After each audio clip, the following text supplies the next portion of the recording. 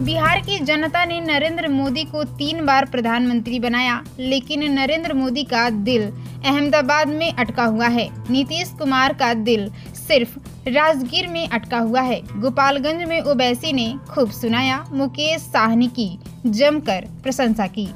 गोपालगंज में एआईएमआईएम के प्रमुख असदुद्दीन ओवैसी ने पीएम मोदी को लेकर सीएम नीतीश और लालू यादव को लेकर तेजस्वी यादव को जहां जमकर सुनाया, वहीं महागठबंधन के सहयोगी मुकेश साहनी की प्रशंसा भी की। ओवैसी आज गोपालगंज विधानसभा क्षेत्र के छोटका सांखे स्कूल के मैदान में एक चुनावी जनसभा को संबोधित कर रहे थे।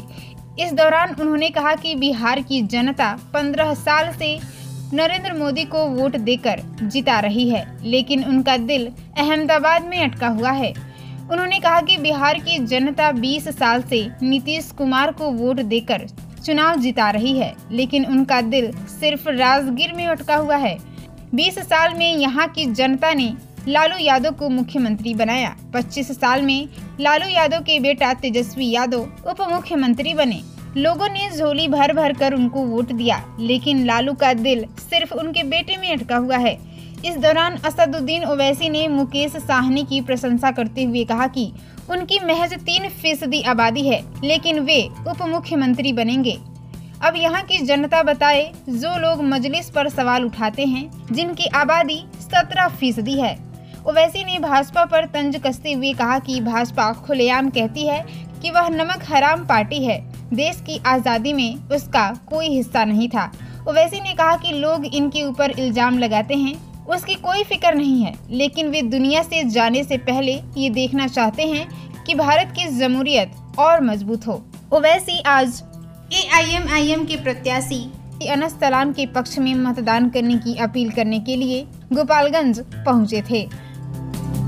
मुसलमानों की आबादी है और कितने पूरे पार्टी टिकट देते हैं। देते आए थे, ये जालिम लोग नहीं चाहते कि आप वोट हासिल करें।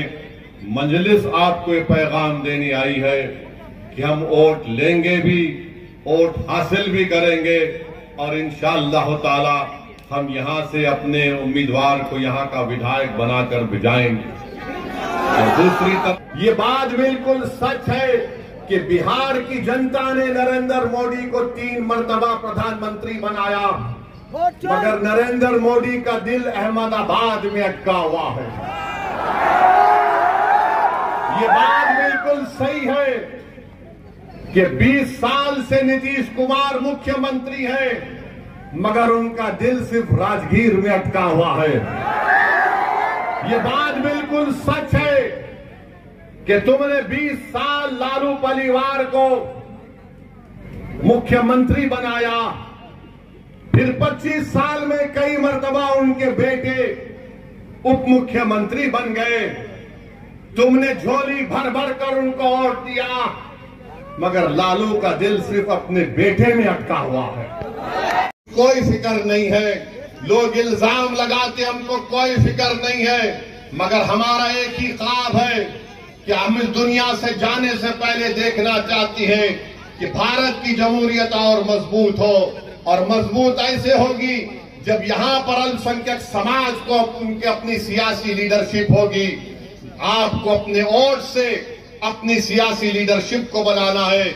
यहाँ से एमआईएम पार्टी के उम्मीदवार को कामयाब करिए।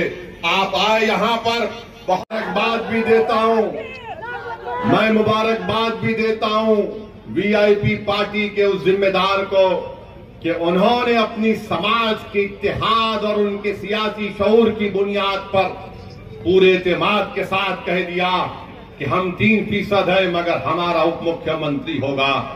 अब बताओ, जो लोग मजलिस पर उंगलियां उठाते हैं, जो 17% की आबादी में है, बताओ क्या संविधान में राइट टू इक्वालिटी नहीं है कि मसावात होगा? क्या संविधान में इस बात की बात नहीं की गई कि भाईचारगी होगी?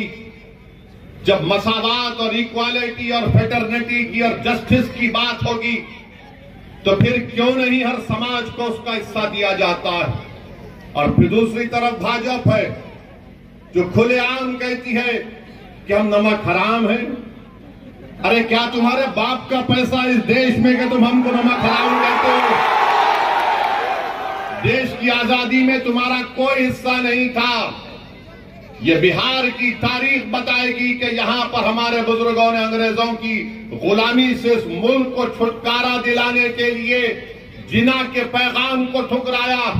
उन्होंने अंग्रेजों को यहां से भगाने पर मजबूर किया, और जो जंग आजादी में हिस्सा नहीं लिए वो नमक की बात कर रहे हैं। अरे यही चंपारण बिहार की सरजमीन थी। जब महात्मा गांधी के साथ नमक के नाम पर एजिटेशन हो रहा था, तो जो आज हमको नमक हराम कह रहे हैं, अरे तुम नमक हलाली कर रहे थे, नहीं थे अंग्रेजों की। तो अगर हम इस मुल्क में जमहूरियत को मजबूत करना चाहते हैं तो 6 तारीख के दिन आपसे अपील कर रहे हैं कि आप एक नौजवान को यहां से अपना विधायक बनाकर